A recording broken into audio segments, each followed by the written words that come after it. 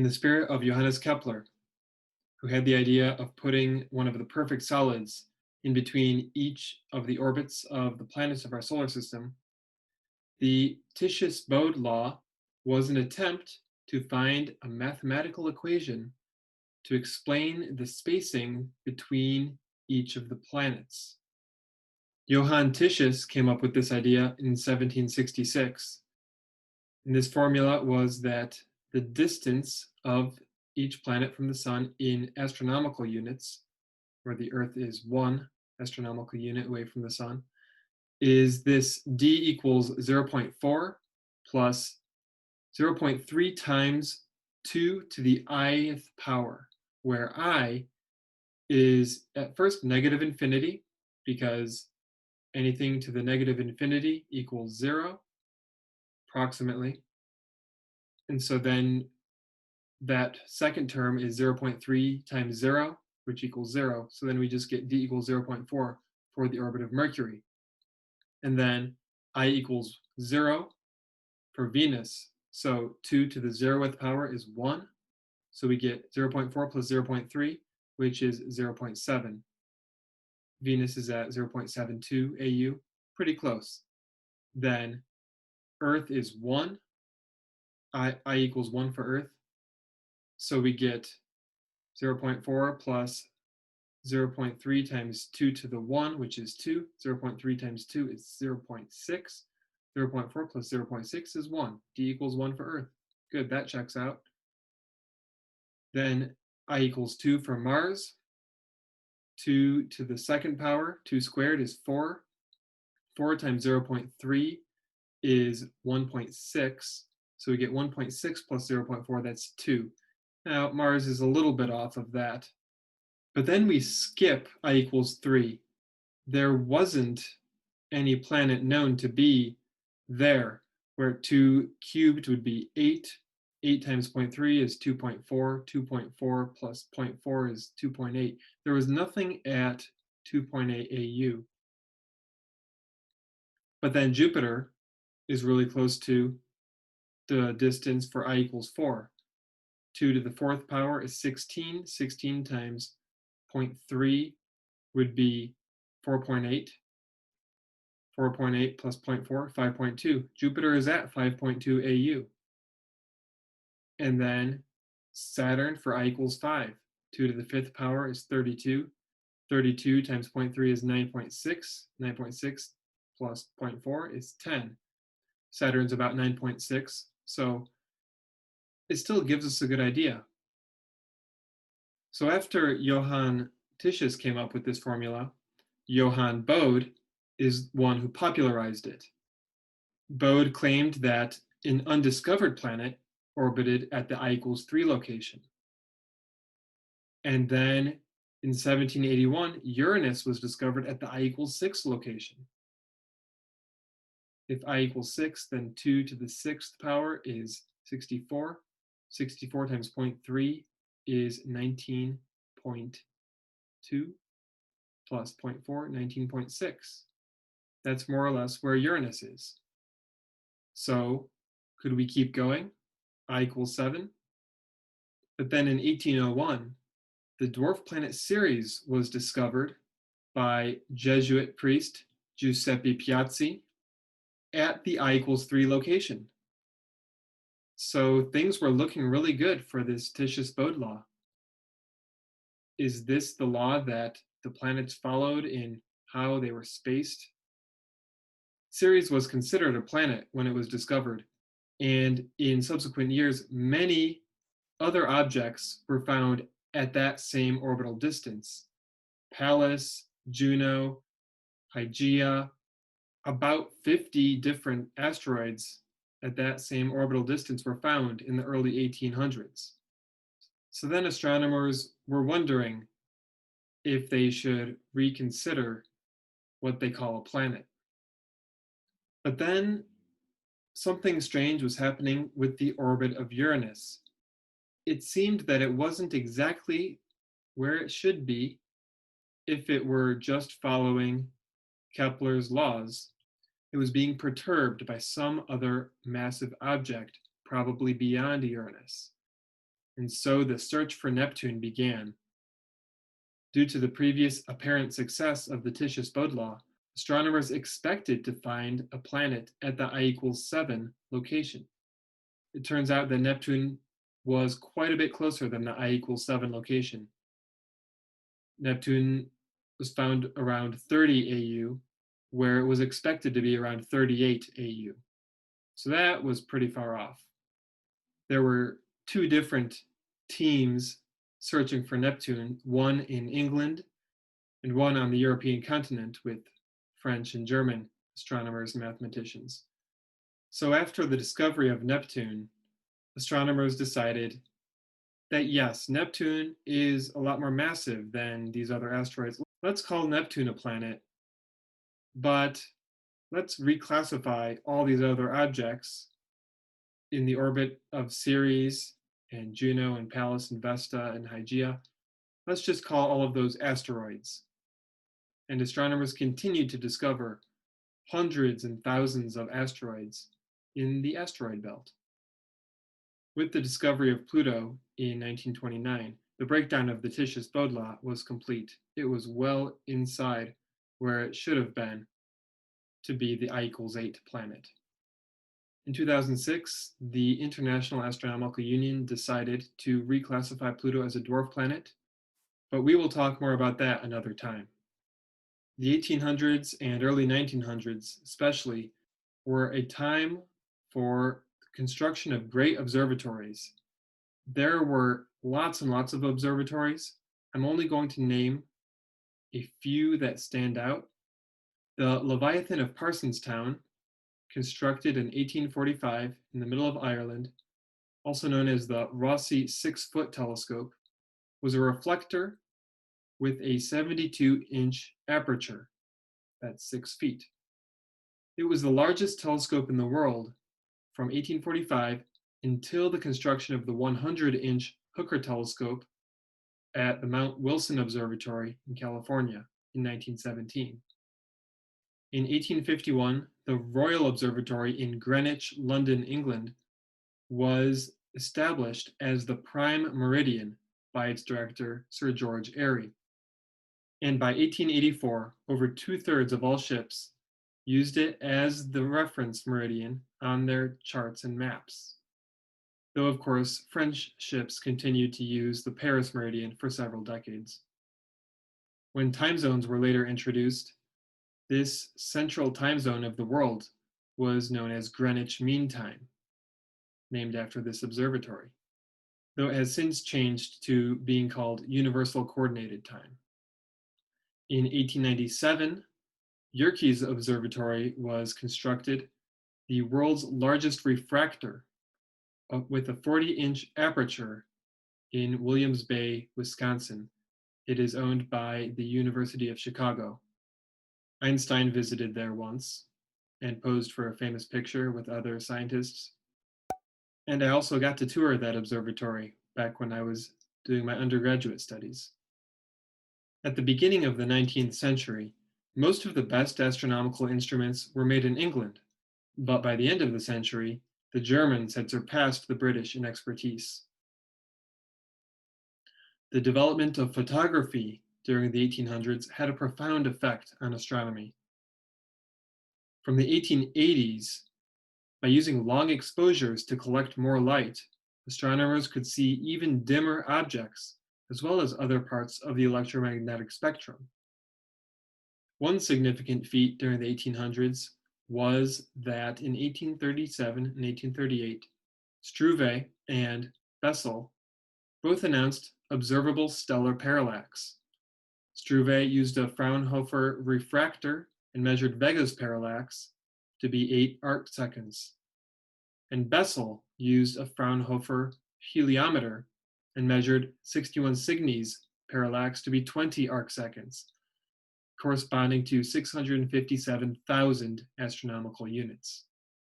So we finally had a sense of how far the stars were away from our solar system. Another extremely important tool for astronomy that was discovered in the 1800s was spectroscopy. In 1814, Joseph von Fraunhofer discovered spectral lines, dark lines in the spectra from the sun, stars, candles, and other substances. In the 1850s, Gustav Kirchhoff and Robert Bunsen began to use these lines to analyze the chemical composition of elements and compounds by burning them. When a chemical is heated to incandescence, it gives off a characteristic colored light. In 1859, Kirchhoff found that the solar spectrum viewed through a sodium flame had an even darker sodium line. Kirchhoff and Bunsen argued that, when heated, each element emits light only at certain specific characteristic wavelengths. When light at each of these wavelengths is passed through a vapor of the same substance, it is then absorbed. That is, elements absorb the same light they emit.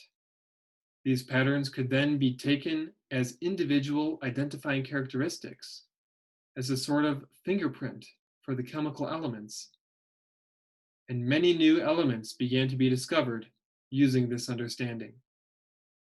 The Jesuit priest Angelo Secchi was one of the first people to consider the sun a star. He invented the heliospectrograph, the star spectrograph, and the telespectroscope. He showed that certain absorption lines in the solar spectrum were caused by the Earth's atmosphere. In 1863, he began collecting the spectra of stars, accumulating some 4,000 stellar spectrograms. He sifted through this data and started classifying stars into 5 different classes. His method of classification would later be superseded by the Harvard system, but we'll talk about that in a few minutes. In 1868, Jules Janssen and Norman Lockyer independently discovered a new line in the solar spectrum. Since this new element was first found in the solar spectrum, it was named after the sun, which in Greek was helios. So this new element was called helium.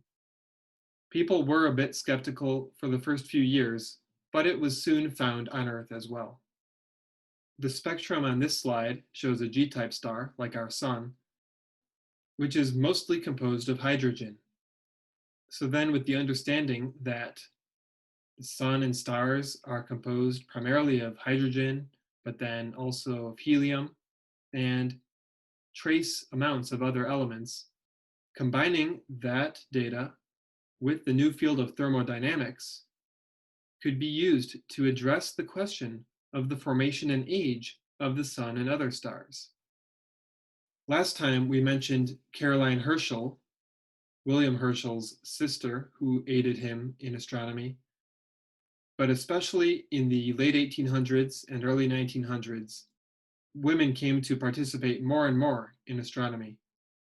Several research institutions would still not allow women to touch telescopes, but they did employ them as human computers to make lengthy calculations.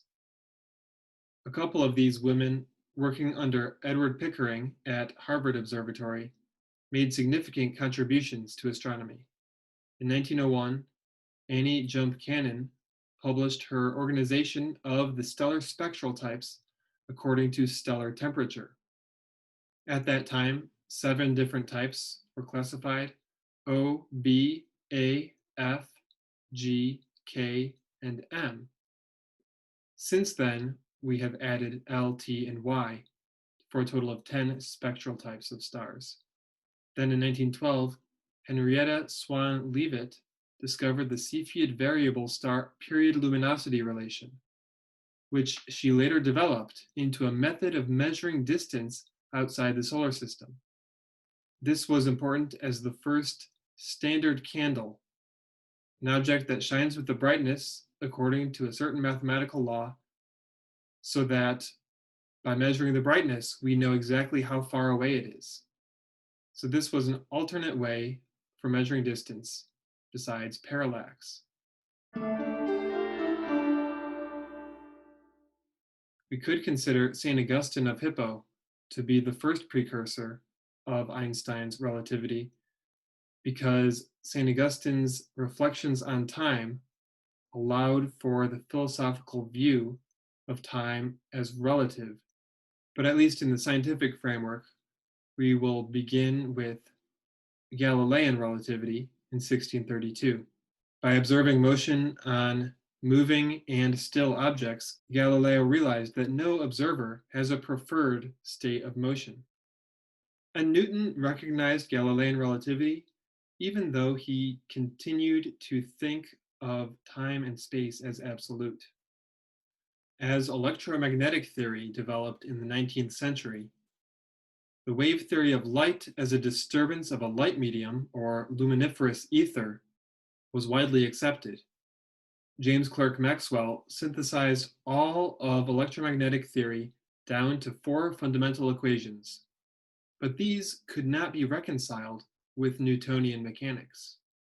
Maxwell suggested that it should be possible to experimentally determine motion relative to this luminiferous ether. 1887 was the year of the famous Michelson-Morley experiment.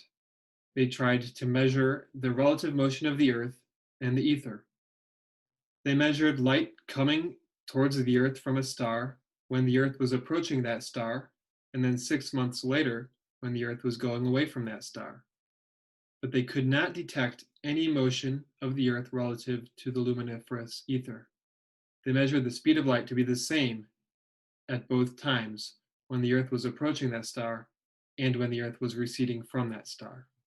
After that, in 1892, Hendrik Lorentz developed a theory of electrodynamics based on an immobile luminiferous ether, physical length contraction, and a local time, as opposed to an absolute time, in which Maxwell's equations retain their form in all inertial frames of reference. Henri Poincaré proposed a relativity principle as a general law of nature, and in 1905 corrected Lorentz's preliminary transformation formulas a few months before Einstein's theory of special relativity. Albert Einstein was born in 1879 in the German Empire, but moved to Switzerland in 1895 and renounced his German citizenship in 1896. He became a Swiss citizen in 1901.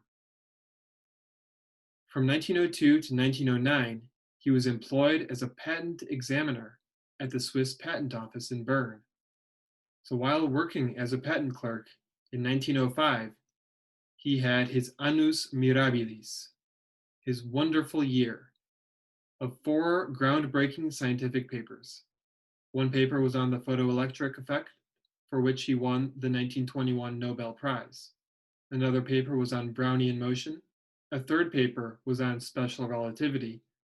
And a fourth paper was on mass energy equivalence, a result of special relativity.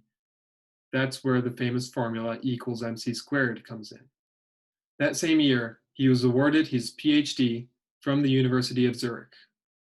About a decade later, he had realized how to incorporate gravity into relativity, and so that was published as general relativity. He continued his work on physics, and in 1933 was visiting the US when Adolf Hitler came to power. Because of Einstein's Jewish background, he stayed in the United States and became a US citizen in 1940. He endorsed a letter to Franklin D. Roosevelt alerting him to the potential development of extremely powerful bombs of a new type, and recommending that the US begin similar research.